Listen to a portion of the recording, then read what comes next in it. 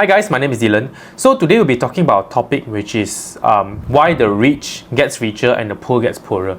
Okay, so in developed countries like in Singapore, Australia, UK and even the US, right? We can see the rich people there are really spending money like nobody's business. Okay, they can just buy whatever property they want. They can just buy cars, buy bags, going for holiday very often. But at the same time, you can see in their city center in the same country, right? You can see a lot of homeless people just living along the streets, beggars who can't even afford to pay any rent to stay in a house. All right. So this scenario happens in a developed country, and luckily, I would say Malaysia is still a developing country. So, but sooner or later, this scenario will happen in Malaysia. It's just a matter of time. So, what does this mean? It means that those who are in the M40 income range, which is like 5k to 11k, right? It's either we work hard to become T20 or we maintain status quo, we will become B40 sooner or later. Alright, so that's the sad truth about the economy, but it's something that we have to embrace it. So let's dive into the reason first, why the rich gets richer. Right? So the first thing will be generational wealth. And what does generational wealth means? It means that the assets, properties, cash that are being passed down by the previous generation. So let's say your parents, your grandparents, your great-grandparents. So those are what we call generational wealth. And I believe we have heard or even witnessed China people or Hong Kong people, right? When they buy property, they buy 2-3 million, they can just buy 2 to 3 at one go without even flinching. Right, using cash some more. Okay, so that's true because of the longer civilization history they have in their country. Like for example, in China, I think they have around 10 generations. Correct me if I'm wrong. So it's something like this. So in Malaysia, currently we have only like 4 to 5 generations at the moment, and we are already witnessing people from the same generation having different kinds of living, different kinds of lifestyle, I would say. Like for example, if let's say you can see listed companies, son or daughter, 20 years old, 20 plus, they're already living like retirement life already. They don't need to work, they can buy any car, they can just go shopping anywhere. But at the same age, right, a lot of people are just taking MRT to work, driving, struggling to feed their kids, paying rent and etc. So it's two different kinds of scenario. And just imagine like 10 years, 30 years, 50 years down the road, right? What will happen to our future generation if we don't build generational wealth?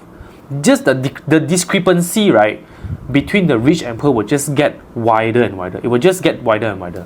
So if we invest with the intention of growing money, earning more money is fine, but the better intention will be investing with generational wealth.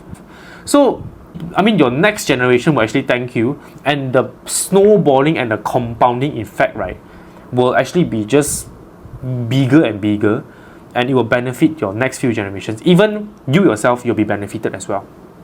Alright, so if you're like me, not having a lot of generational wealth, coming from a middle income family, it's fine, totally fine. Don't be upset or furious or disappointed. It's okay, as long as you have this mindset now to invest in generational wealth, right? With an intent of generational wealth, I can assure you we will work hard and we will achieve our goals at the end of the day. Okay, so that's one thing. The second thing about why the rich gets richer, right? It's the mindset that these rich people have on investment and money. Alright, okay, this is what I heard from a successful businessman. He said money is not everything. Money is a tool for us to earn more money. Okay, it's our slave. So basically, don't worship money as a god, but make money as a slave for you to generate more income. So when I heard this statement, right, I was kind of shocked. Kind of like stunned, because it really makes sense. Because a lot of people, they are chasing for money, and they always save money. Let's say the olden days, they save money under their bed, just put in their drawer or whatsoever. But that's wrong. So our parents also like to ask us to put money in the bank, save money in the bank. Don't do any business, don't invest in property, don't simply invest. I think that the main reason of this is because of what they experienced during their time. So, and it's our job for us to dig deeper on why they failed on this certain investment. Is it because of economic crisis? Is it because of uninformed decision they made? Meaning to say maybe they buy this property at the wrong location, or meaning they invest in these stocks without knowing the fundamentals of that company. Alright, these are the few things that we have to take note, because not all property and not all stocks earn money. Not all investment earn money basically. We have to pick the right one, and the right one that suits you. That's the most important thing. Okay, and another mindset of youngsters, right, is they feel that investing belongs to adult. Like it's adult things to invest, learn to make more money. For me, I just spend, study, and that's all. Okay, so that's I would say it's a very wrong way of thinking, because you don't have to invest now, okay, but you have to understand the concept of investment first.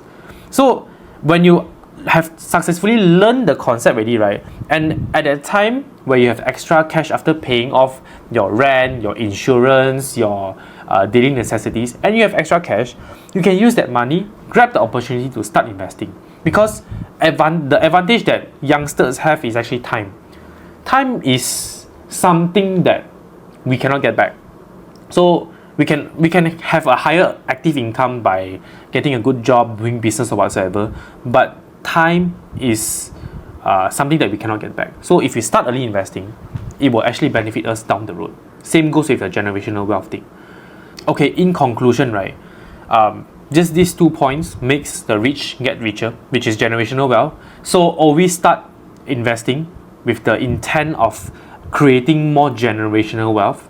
Second thing will be the mindset, which is not to be afraid of money, not to worship money as God, but make money as a tool for us to earn more money.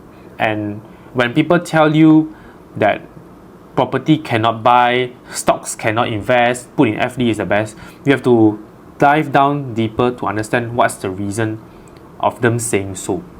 Yeah, and by then that's all for my video for this round. If you have any questions, do let me know, and if you like this video, like it, share it, and I'll see you in my next video. Bye.